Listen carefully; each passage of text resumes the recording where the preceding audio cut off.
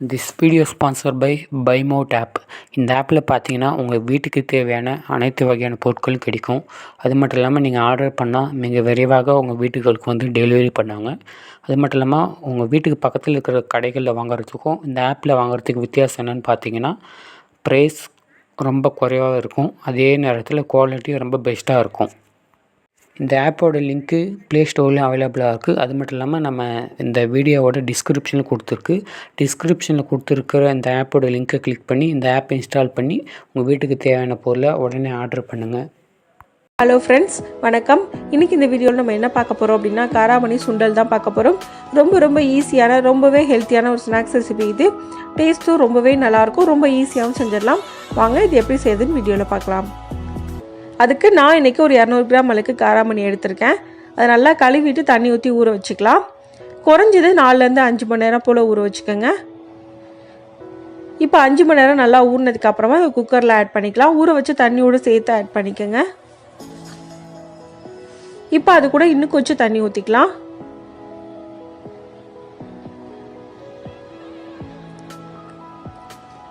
ஒரு 1/2 ஸ்பூன் அளவுக்கு உப்பு சேர்த்துக்கோங்க.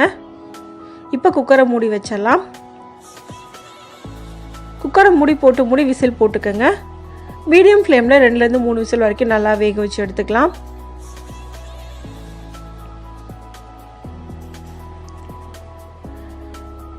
இப்போ எனக்கு 3 விசில் வந்துருச்சு. நான் அடுப்பு ஆஃப் பண்ணிடுறேன்.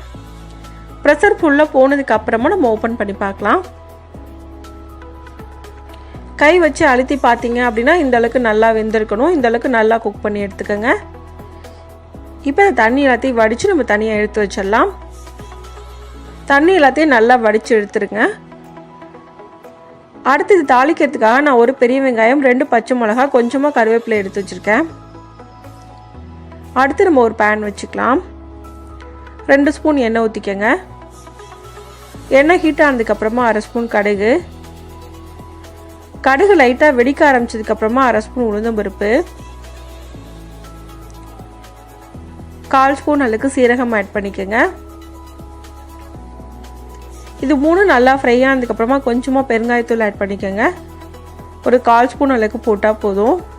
எல்லாத்தையும் சேர்த்து நல்லா ஃப்ரை பண்ணிக்கலாம். இப்போ எல்லாமே நல்லா ஃப்ரை ஆயிடுச்சு. இப்போ நம்ம எடுத்து வச்சுருந்த வெங்காயம், பச்சை மிளகா, கருவேப்பிலை 3 ஆட் பண்ணிடலாம். நம்ம ஏற்கனவே காராமணியில் உப்பு போட்டிருக்கோம். வெங்காயத்துக்காக மட்டும் கொஞ்சமாக உப்பு போட்டுக்கோங்க.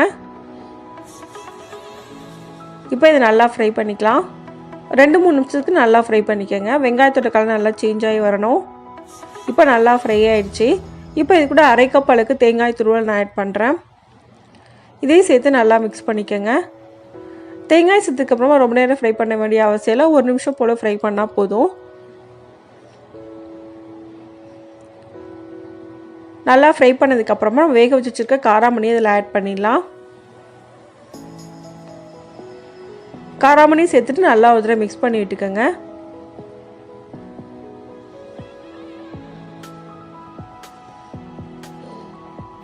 தேங்காய், பச்சை மிளகாய் எல்லாம் நல்லா மிக்ஸ் ஆகணும். அந்தளவுக்கு மிக்ஸ் பண்ணிக்கோங்க.